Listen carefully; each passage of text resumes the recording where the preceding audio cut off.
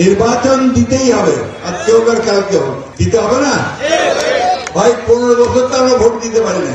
কিছু কিছু মানুষ চেষ্টা করতেছে নির্বাচনটা দেরি হোক। আমাদের দেশের যে আয় হয়, যে আয়টা আমরা করি তার বেশিরভাগ আসে কিন্তু আমাদের এই গার্মেন্টস ফ্যাক্টরি থেকে। সেটাও কিন্তু শহীদ প্রেসিডেন্ট জিয়া রহমানের শুরু করা।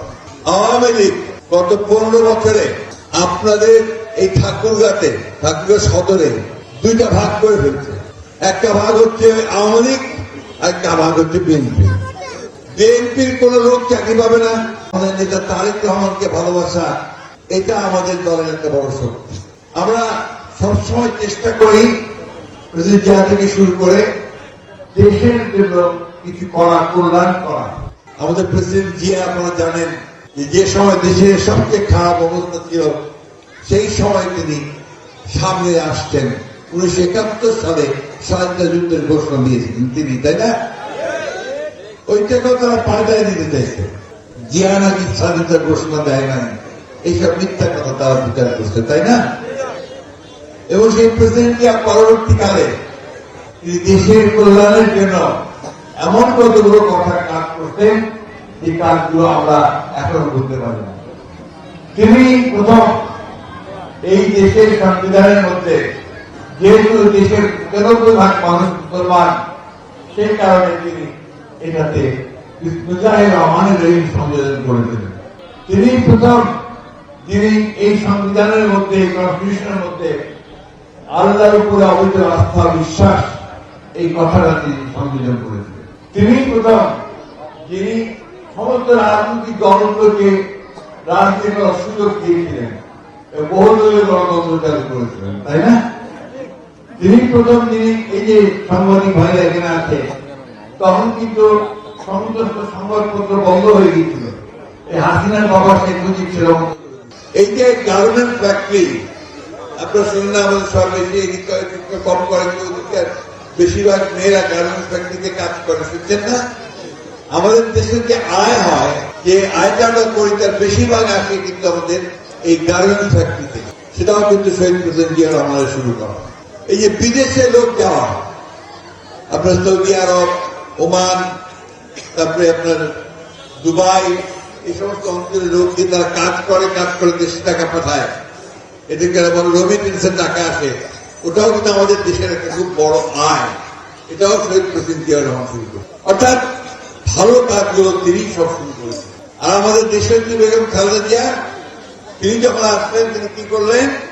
তিনি মেয়েদের লেখাপড়ার জন্য ক্লাস 10 পর্যন্ত বিনা বেতনে লেখাপড়া করতে পারবেন, সেই সুবিধা তিনি ঠিক করে দিচ্ছেন। যার ফলে আজকাল আমাদের মেয়েরা অনেক বেশি পড়াশোনা করে, তাই না? পড়াশোনা করে তারা চাকরি বাকরির সুযোগ সুবিধা পাচ্ছে। আওয়ামী লীগ গত 15 বছরে আপনাদের এই ঠাকুরগাঁতে, ঠাকুরগাঁ সদরে 2টা ভাগ করে ফেলছে। একটা ভাগ হচ্ছে আওয়ামী লীগ, একটা ভাগ হচ্ছে বিএনপি। বিএনপির কোন লোক চাকরি পাবে না। গোষ্ঠীর মধ্যে যদি কেউ থাকে তাও চাকরি পাবে না। মসজিদ হবে না, মসজিদে কোনো টাকা দেওয়া হবে না। বিএনপির কোন স্কুলে, কোন মাদ্রাসায়, কোন কলেজে টাকা দেওয়া হবে না। এগুলি করছে না কি? আখাড়া করে কই আছে? পয়সা নাকি জমা? আওয়ামী লীগ আমাদের টাকা পয়সা হিসাবে পয়সা দিত। চিরারণ তো পায়নি, কারণ চিরারণ হল বিএনপি। আখাড়া করে পাইছে, পায়নি। রুইয়াও একই অবস্থা। যারা শুধু আওয়ামী লীগ করছে তারা পাইছে, তারা কেউ কিছু পায়নি। যতই বলুক, আমি দেখছি আপনার। আর যে স্কুলটা বিএনপির হাত দিয়ে তৈরি, ওটা তো পায়নি। ব্যারিস্টার জমিউদ্দিন সরকার স্কুল আছে না আমাদের জব্বর সাহেবের, দিছে কোন অনুদান? কোনদিন অনুদান দেয়নি। পাশেই কিন্তু জব্বরের চাকরি ছিল, এখন তো চেয়ারম্যান হয়ে গেছে, ভালো হয়েছে, আরো ভালো করবে ইনশাআল্লাহ। সবাই আমার ছাত্র, এই একটা সুবিধা। আমার সুবিধাটা হচ্ছে যে আমি যখন কলেজে শিক্ষকতা করেছি, সবাই আমার ছাত্র। এই একটা সুবিধা আমি আমার রাজনীতিতে পেয়েছেন, তাদের প্রতি কৃতজ্ঞ। এই দলটাকে তারাই করতেছে, তারাই চালাচ্ছে। যে ময়দান বসে আছে, তুইন বসে আছে, হামিদ তামিদ তাহান্দু, সব আমার ছাত্র, মাসুদ, ওরাই কিন্তু এই দলটা হাঁটা। আমি তো আপনার আউটসাইডে রয়েছি এখন, মাঝে মাঝে আসি যাই গিয়া, তা অল্প দিন, আপনাদের সঙ্গে দেখাও হয় না আমার, ঠিক না? সারা দেশে বিএনপির কাজ করতে গিয়ে আপনাদের সঙ্গে আমার এই একটা বিচ্ছেদ হয়েছে। বিচ্ছেদ হইতে নাকি বলেন না, বিচ্ছেদ হইতে ইনশাআল্লাহ আমিও ভাবি বিচ্ছেদ হয় না, টিভিতে থেকে এই জন্য বিচ্ছেদ হয় না নাকি? আচ্ছা, দেখা যায় অন্তত।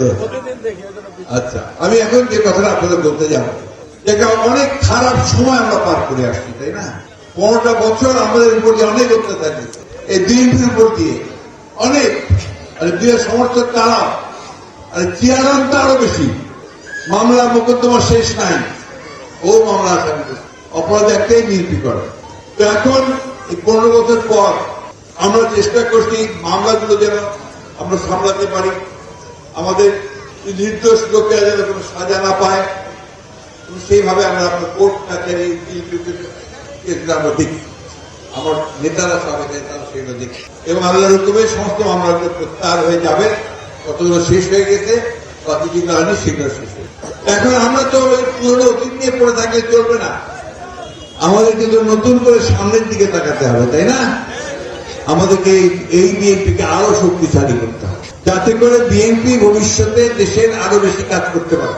চিরাগঞ্জের যে স্কুলগুলো হয় নাই, বিল্ডিং হয় নাই, টাকা পায় নাই, মাদ্রাসা মসজিদ হয় নাই, সেগুলোকে যেন আমরা করতে পারি, আরো লুটপাট করে নিয়ে গেছে, সেগুলোকে যেন আমরা ঠিক মতো করতে পারি, তার ব্যবস্থা করতে হবে। এই অল্প সময়ের মধ্যে আমাদের নিজেদের সংগঠনকে আরো শক্তিশালী করতে হবে। নির্বাচন দিতেই হবে, আজকে হোক আর কালকে হোক, দিতে হবে না ভাই? 15 বছর তো আমরা ভোট দিতে পারি না, পারছেন? আপনার ভোট দিয়ে পড়ছেন তো? ভোট তো আবার 15 বছরের পরে আসতেছে, আমাদেরকে ভোট দিতে হবে। সেটা 2 দিন দেরি হতে পারে, আগে হতে পারে। সরকার আমরা সবাই মিলে কিছু সংস্কারের কাজ করতেছি। ওই আপনার যখন পুকুর মজে যায়, পানি থাকে না, তখন কাটে এনে আবার আপনার থেকে পানি আনতে হয় না?